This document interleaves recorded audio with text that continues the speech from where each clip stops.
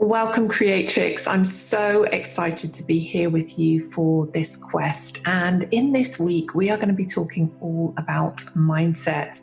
Now, 4 years ago, I hadn't even heard the word mindset, let alone done any work about it.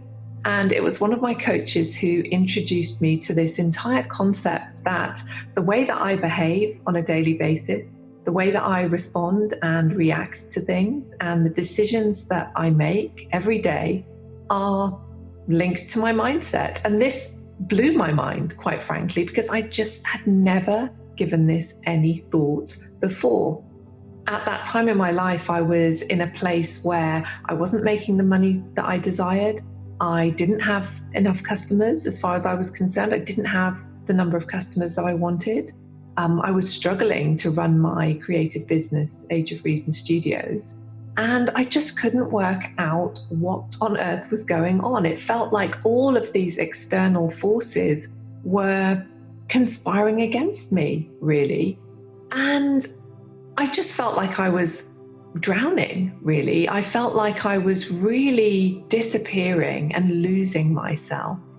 And not only was I bogged down in the day-to-day tasks of doing everything that's required to run a business, I was finding it really, really hard to connect with any kind of bigger picture vision or put a strategy into place or really call in the right customers or the right collaborators. I didn't feel like my peer group really matched with who I was inside. And it was really, really interesting because when I began to do mindset work, I felt such a tremendous amount of resistance towards this work. I felt really judged by mindset work. And so what I'm here to do is to make mindset work simple and beautiful for you so that you can experience this, whether you've experienced it before or if this is new to you, so that you can experience this in a way that feels really good for you and allows you to make some big shifts quite quickly just by noticing some of the habits, stories, old beliefs and narratives that are running through your life on a daily basis. So I'll give you an example of one of my old stories, which I have released and I still work on noticing from time to time. I had a story in my head that said that because I am an artist, because I am a creatrix and a designer, that I'm never really going to be such a great business person because there are businessy people and there are creative people and they just are not the same kind of person. That's a belief that I held right here in my very core for years. And it may have come from something that I experienced as a child. It may have come from listening to adults talking. I really don't remember where that belief came from, but it sat very close to my heart. And I think it might have something to do actually with my parents having run a creative business when I was a child and me having seen them lose that business under very, very difficult circumstances. And somewhere in my heart, I must have believed that they as artists couldn't hold this business together. And that stayed with me. So maybe that's where that came from. All of us have stories that we carry around with us, almost like carrying around a rucksack of very heavy boulders on our back. And some of those stories have been formed through real life experiences, like the experience my family had when my parents lost their business. And so they seem so tangible and so real.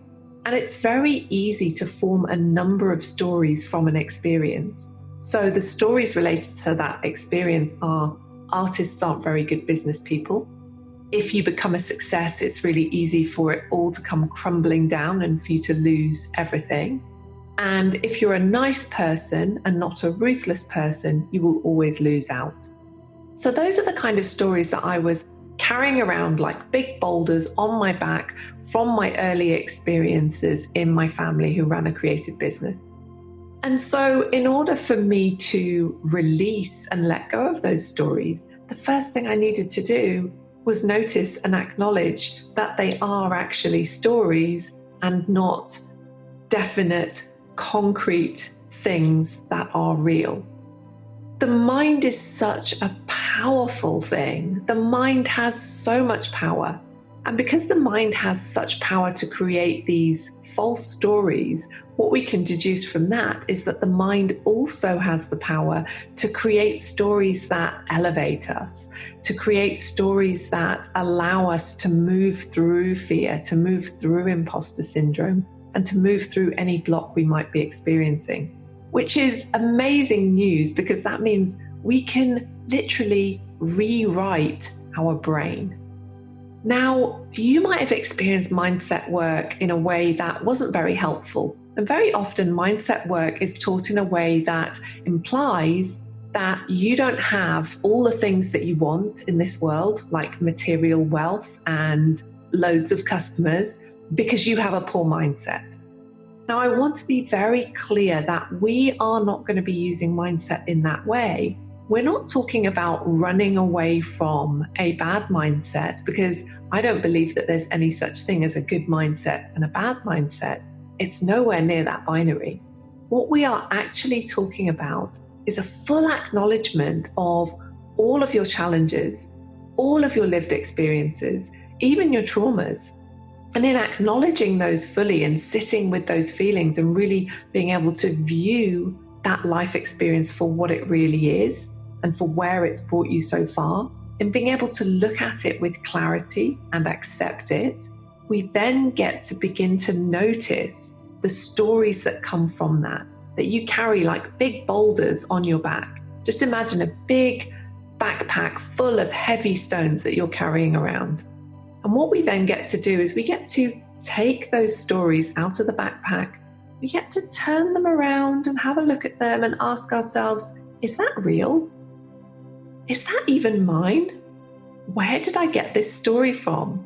And most importantly, does this story serve me?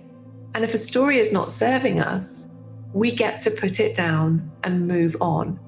Now, stories have a funny way of coming back, and you find them in your backpack again, and you get to notice them again and go, it's you again. I see you, old friend. We get to notice, and we get to put that story down again.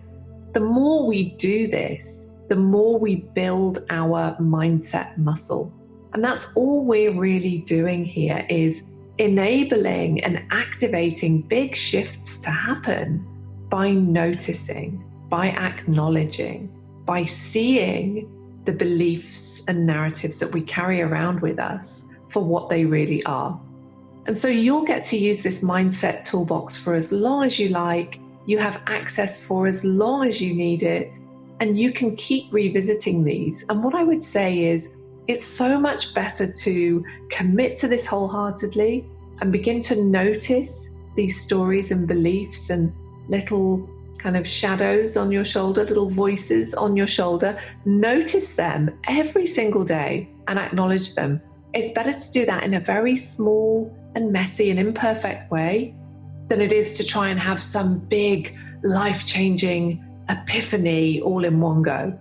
So I really want to encourage you to show up imperfectly, to move through this work wholeheartedly, and to show up and share with me so that I can celebrate you, support you, and witness you, which is going to help you to move through this work and elevate yourself to the next level.